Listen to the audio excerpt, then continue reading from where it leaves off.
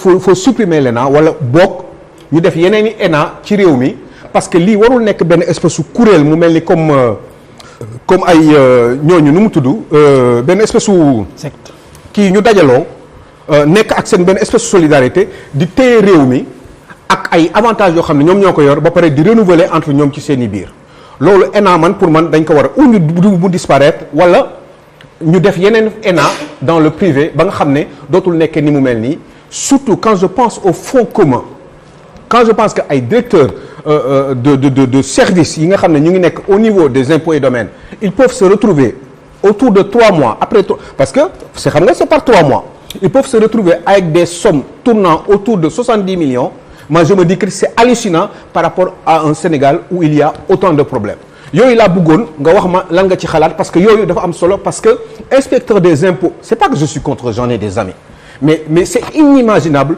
de penser que ni ces gens-là soient autant riches pour pas dire des milliardaires ñoom ñëpp a yam ki si def 15 ans xëy na ki def 30 ans moo ko ëppale mais ki si def 15 ans bu defee 30 ans il sera comme ki def 30 ans donc ñoom ñëpp ils gagnent beaucoup d'argent et je trouve que c'est injuste donte sax fonds commun xam nañu c'est pour encourager fonds commun pour sénégalais yi xam rek mooy tey jii nii war nga fay 100 millions ñu jàpp la ne la léegi comme jàpp nañ la fayoo ko léegi dañ lay yokkal wala enfin 200 millions disons nga waroon fay comme impôt comme ay taxes yoo waroon def nga nëbbu ko léegi ñu jàppale yow ne la léegi da ngay yokk 50% ci li nga war a fay ñun léegi on se retrouve avec 300 millions lañ lay taxé léegi parce que da nga ciy yokk 100 millions parce que da nga waroon fayoo ko 100 millions yooyu la ñuy jël ñoom séddoo ko ci seen biir.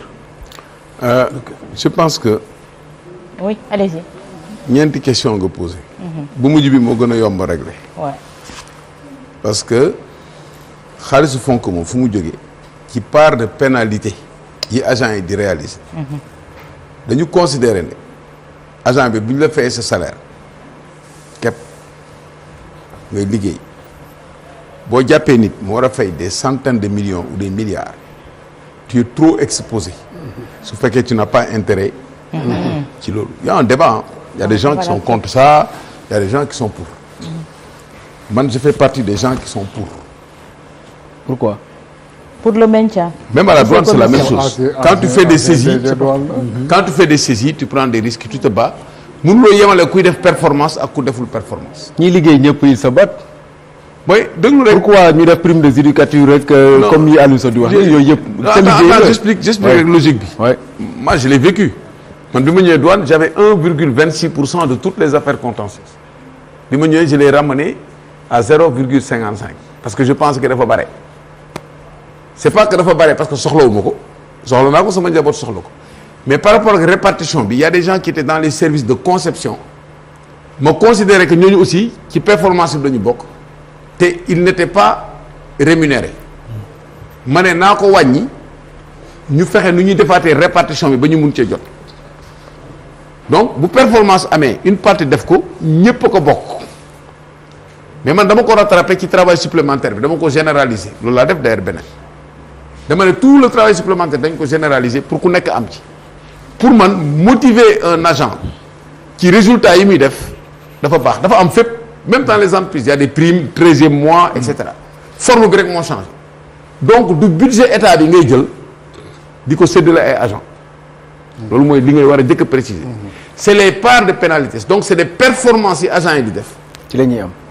pénalité yi dafa am une partie de ces pénalités en général ça tourne autour de 30 et quelques % moom la ñu jël di ko séddale agent mais dafa am beneen partie boo xam ne bii séddale wuñ ko léegi à peu près sur les douanes la c'est autour de 14%. dañ ne lii bu ñu joxee agent yi lépp mën na am situation yoo xam ne dañ fay nekk du am saisie ñuy dugg ci lu ñu warul dugg nañu bàyyi tous les 3 mois ñu jox leen ko donc seen xaalis bu ñu leen dencal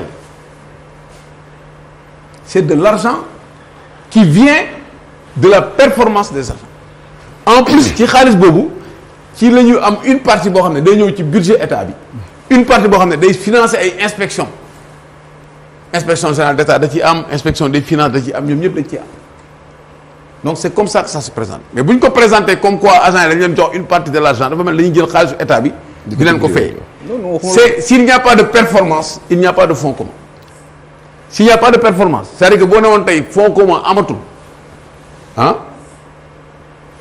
pour man dootoo amati sax résultat. mais est-ce que le terme est performant. léegi nag. mais c'est terrible quand même. Non, moi je te dis la vérité.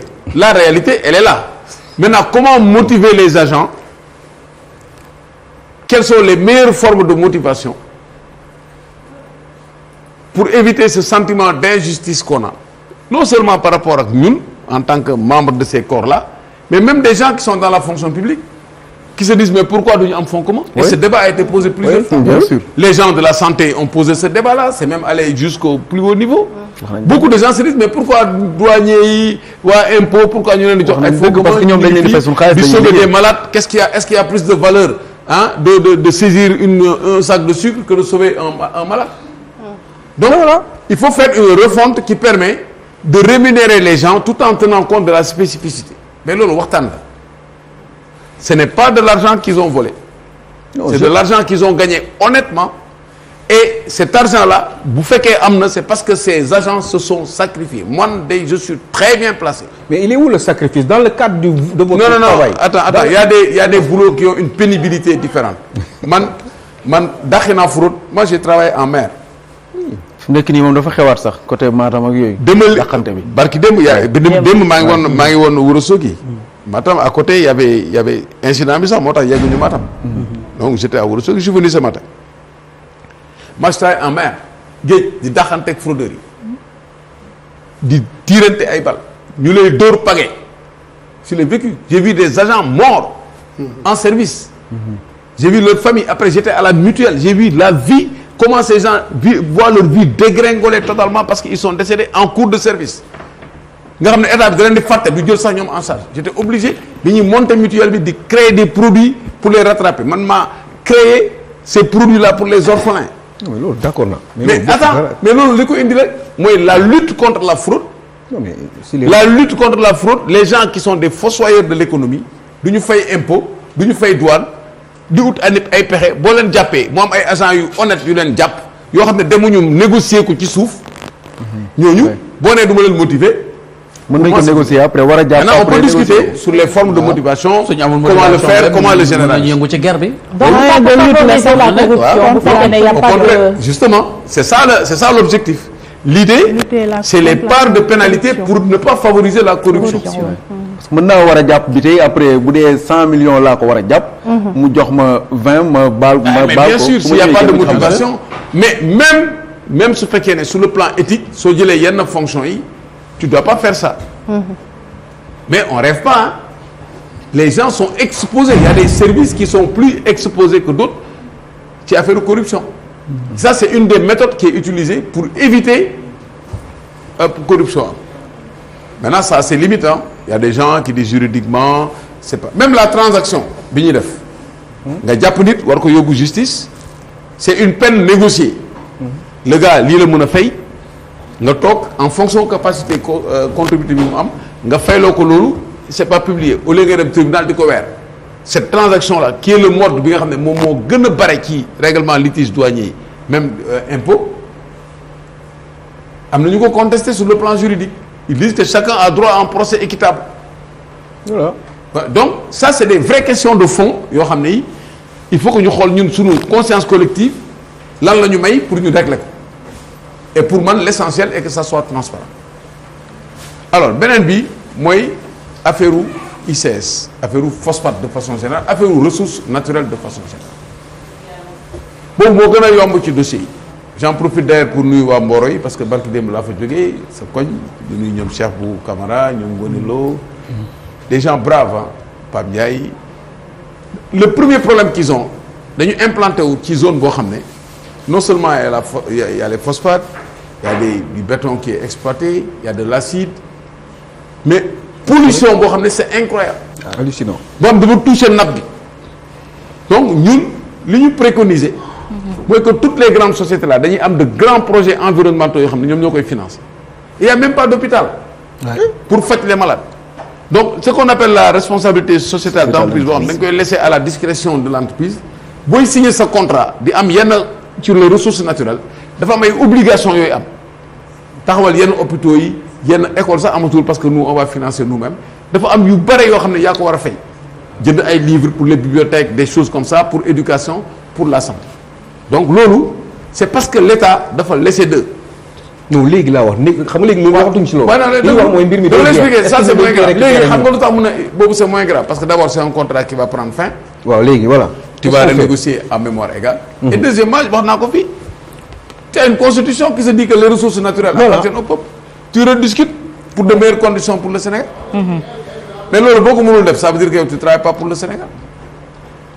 Je renégocie képp koo xam ne kii je vais revérifier toutes les conventions qui ont été signées sur les ressources naturelles. Je vais les revérifier benn par benn auditer ko. Je vais regarder la balance fan la équilibre du Sénégal nekk fépp foo xam ne équilibre du Sénégal nekku fa te jarul casser contrat bi di nga ko rattraper parce que y a des systèmes aussi de rattrapage c'est pas parce que dafa am déséquilibre bu toll nii rek que da ngay casser contrat bi bu tolloo nii waaw mais déséquilibre bu dee lu tuuti la mën nañ ko rattraper sur le temps sur les impôts sur plein de choses sur la responsabilité sociétale d'entreprise xel moo koy doxal c'est pas un problème de débat souverainiste nga xam da ngay ñëw damay dindi contrat yi gars yi ne la wéy non bii du dindi moom bii mooy ñoom déjà ils doivent beaucoup d'impôts au trésor sénégalais. Bon. Pratiquement. De toutes les façons. Non, damay wax rek. Moi, je suis d'accord avec toi sur le fait qu'il n'est pas normal. Et c'est la troisième question que tu poses. Il n'est pas normal que nga am la ressource bi lay permettre nga am engrais nga koy importer de doom engrais bu doy. Kooku, par exemple, nous, dans les clauses qu'on va signer, la structuration financière sur l'engrais doit permettre de financer l'agriculture. Waxuma la jox leen engrais seulement, mais financer tous les contrats qui sont signés sur les phosphates doivent permettre mu am jeexital sur l'agriculture. Mais comme ñun dañu xiif sonn te dañu yàkkamti ñu développer agriculture bi am autosuffisance en riz am autosuffisance gerte bi ñu mun ko développer yooyu mu gaaw rapidement yow état président de la république doo ko jël téyel ko sa bopp organiser mbir mi sur 2-3 ans nga lijjanti problème bi mu jeex loolu d'accord na mais loolu moo gën jarul nga koy jox déjà non yaa ko moom non phosphate bi c'est une chose engrais bi c'est une partie infime il y a l'eau il y a la terre bi ma wax ni acide suuf si non suuf si d'abord premier problème mooy suuf si deuxième problème mooy ndox mi Sénégal on a de l'eau à gogo et on manque d'eau revitalisation des vallées fossiles war nañ ko def le canal du Cayor c'est des projets qu'on va reprendre les eaux de pluie yi nga xam ne dañ koy ruisseler il y a aucun système d'assainissement pour récupérer l'eau de pluie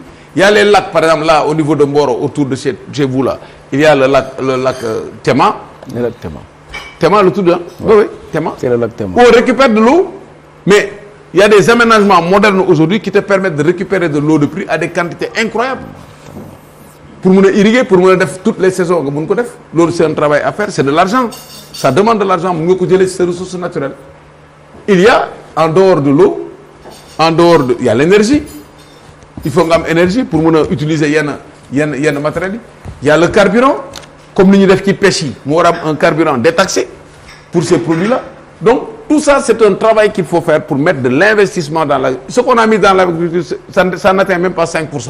Donc mënoo am autosuffisance nga war a emblaver terre yi mu mun a correct defuloo ko c'est-à-dire que on n'a pas travaillé c'est-à-dire mënuloo toog di xalam la cigale et la fourbi la boobu la c'est pas possible waaw et enchanté toute l'année nga bëgg a am c'est pas possible liggéey da ngay yeewu boo yoree état da ngay yeewu suba ba ngoon di xool secteur par secteur la ngay def ñun nag chance bi ñu am en tant que opposant ñoo am dañu am programme dañu jël notre temps di liggéey man 2012 la génn fonction publique 2012-2015 on a fait le diagnostic du Sénégal 3 ans 2015-2018 on a fait un groupe on était 34 xool quels sont les redressements qu'il faut faire 2015-2018 ñu dugg ci terrain bi commencé def les mouvements de jeunes 2018 la ñu dugg politique et on a mis à jour au fur et à mesure qu'on a avancé avec le pétrole le gaz donc